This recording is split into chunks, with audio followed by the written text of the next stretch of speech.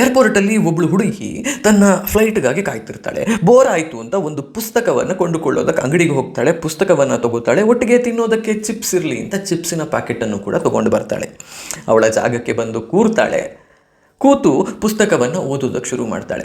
ಅಲ್ಲಿರುವಂತಹ chips ಪ್ಯಾಕೆಟನ್ನು open ಮಾಡಿ ತಿನ್ನಬೇಕು ಅಂತಾದಾಗ ಓಕೆ, ಪಕ್ಕದಲ್ಲೊಬ್ಬ ವ್ಯಕ್ತಿ ಇರ್ತಾನೆ, ಅವನು ಅದರಿಂದ ಒಂದು ಚಿಪ್ಸನ್ನು ತೊಗೊಂಡು ತಿನ್ನೋದಕ್ಕೆ ಶುರು ಮಾಡ್ತಾನೆ. ಅವಳಿಗೆ ಆಶ್ಚರ್ಯ, ಅಲ್ಲ ನಾನು ತಂದಿರುವಂತಹ ಚಿಪ್ಸಿನ ಪ್ಯಾಕೆಟ್ ಇವನು ಯಾಕೆ ತಿಂತಿದ್ದಾನೆ, ಅದು ನನ್ನ ಹತ್ರ ಕೇಳಿದೆ ಅಂತ ಆಲೋಚನೆ ಬರುತ್ತೆ. ಇರಲಿ, ಒಂದು ಚಿಪ್ಸಿನ ತುಂಡು ತೊಗೊಂಡಿದ್ದಾನಲ್ವ, ಸುಮ್ಮನೆ ಇರೋಣ ಅಂತ ಯೋಚನೆ ಮಾಡ್ತಾಳೆ. ಪುಸ್ತಕ ಓದೋದಕ್ಕೆ ಮುಂದುವರಿಸ್ತಾಳೆ. ಅವಳು ನೋಡ್ತಿದ್ದಾಳೆ, ಅವಳು ಯಾವಾಗೆಲ್ಲ ಒಂದೊಂದು ಚಿಪ್ಸಿನ ತುಂಡನ್ನು ತಗೋತಿದ್ದಾಳೋ ಆ ವ್ಯಕ್ತಿಯೂ ಒಂದು ಚಿಪ್ಸನ್ನು ತಗೋತಿದ್ದಾನೆ. ಅಲ್ಲ, ಇವನಿಗೆ ಎಂತಹ ಅಹಂಕಾರ ಇರ್ಬೋದು, ನಾನು ತೊಗೊಂಡಿರುವ ಚಿಪ್ಸಿನ ಪ್ಯಾಕೆಟ್, ನಾನು ದುಡ್ಡು ಕೊಟ್ಟಿರುವಂತಹ ಪ್ಯಾಕೆಟ್ ನನ್ನನ್ನು ಕೇಳದೆ ತಿಂತಿದ್ದಾನೆ, ಅದು ಕೂಡ ನಾನು ತೊಗೊಂಡಾಗೆಲ್ಲ ತೊಗೋತಾನಲ್ಲ ಅಂತ ಇವಳಿಗೆ ಕೋಪ ಬರೋದು ಶುರುವಾಗುತ್ತೆ. ಸ್ವಲ್ಪ ಹೊತ್ತಾಗುತ್ತೆ. ಪುಸ್ತಕದಲ್ಲಿ ಇವಳ ಗಮನ ಈಗಿಲ್ಲ. ಇವಳು ಬರೀ ಚಿಪ್ಸಿನ ಪ್ಯಾಕೆಟು, ತನ್ನ ಕೈ, ತನ್ನ ಬಾಯಿ, ಅವನ ಬಾಯಿಯನ್ನು ನೋಡ್ತಿದ್ದಾಳೆ. ಆ ವ್ಯಕ್ತಿಯು ಕೂಡ ಇವಳು ಅವನನ್ನು ನೋಡಿದಾಗಲೆಲ್ಲ ಮುಗುಳ್ನಕ್ಕೂ ಸುಮ್ಮನೆ ಕೂತಿರ್ತಾನೆ. ಚಿಪ್ಸ್ ತೊಗೋತಾನೆ, ತಿಂತಾನೆ. ಸ್ವಲ್ಪ ಹೊತ್ತಾಗುತ್ತೆ. ಕೊನೆಯ ಚಿಪ್ಸ್ಗೆ ಬರುತ್ತೆ. ಅದನ್ನು ಆ ವ್ಯಕ್ತಿ ತೊಗೊಂಡು ಅದನ್ನು ಅರ್ಧ ತುಂಡು ಮಾಡಿಬಿಟ್ಟು ಅವಳ ಕೈ ಕೊಡ್ತಾನೆ. ಇನ್ನರ್ಧವನ್ನು ಅವನು ತಿಂತಾನೆ.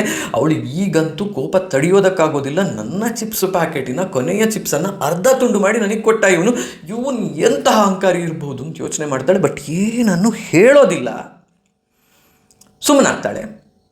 ಸ್ವಲ್ಪ ಹೊತ್ತಿಗೆ ವಿಮಾನದ ಬೋರ್ಡಿಂಗ್ ಕರೆ ಬರುತ್ತೆ. ಆ ವ್ಯಕ್ತಿ ಹೊರಟು ಹೋಗಿರ್ತಾನೆ.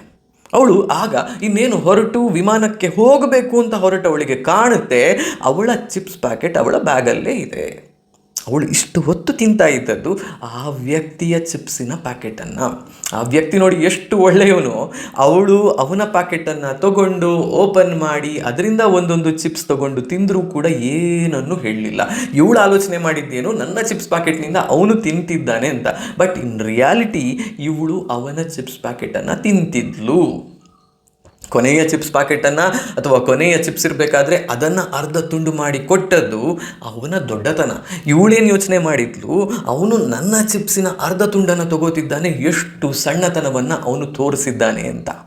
ಯೋಚನೆ ಮಾಡಿ, ನಮ್ಮ ಬದುಕು ಕೂಡ ಹೀಗೆ ಅಲ್ವಾ.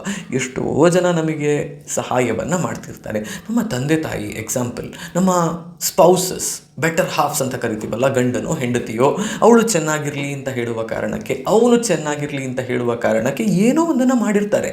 ಆದರೆ ನಮಗೆ ಅವರು ಹಾಕಿರುವ ಎಫರ್ಟ್ ಕಾಣೋದಿಲ್ಲ.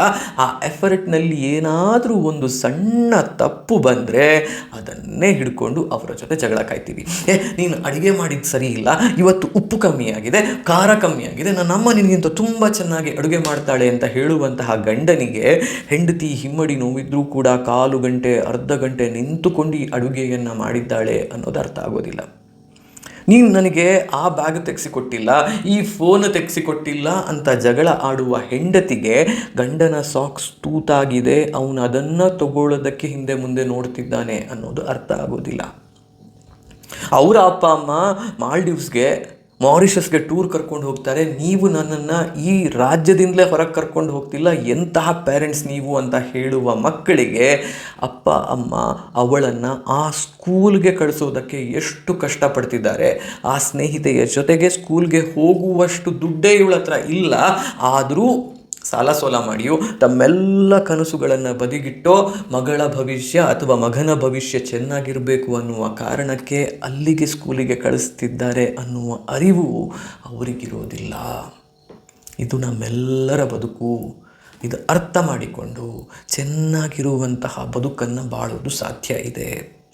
ಕಾಲು ಕುಂಟ್ತಾ ಇರುವವನಿಗೆ ಕಾಲಿಲ್ಲದವನನ್ನು ನೋಡಿದಾಗ ಇವನಿಗಿಂತ ನಾನು ಬೆಟರ್ ಅಂತ ಅನಿಸುತ್ತೆ.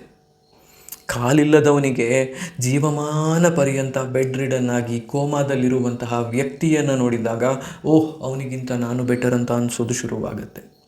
ಬದುಕಲ್ಲಿ ಪಾಸಿಟಿವ್ ಆಗಿ ನೋಡ್ತೀವಿ ಅಂತ ಹೊರಟ್ರೆ ನಮಗಿಂತ ಕಷ್ಟದಲ್ಲಿರುವವರು ಸುಮಾರು ಜನ ಇರ್ತಾರೆ. ನೆಗೆಟಿವ್ ಆಗಿ ನೋಡ್ತೀವಿ ಅಂತ ಹೊರಟ್ರೆ ನಮಗಿಂತ ಸುಖದಲ್ಲಿ ಇದ್ದಾರೆ ಅಂತ ತೋರ್ಪಡಿಕೆ ಮಾಡಿಕೊಂಡು ಕಾಣುವಂತಹ ಜನರು ಸುಮಾರು ಜನ ಇರ್ತಾರೆ. It's all about perspectives in life.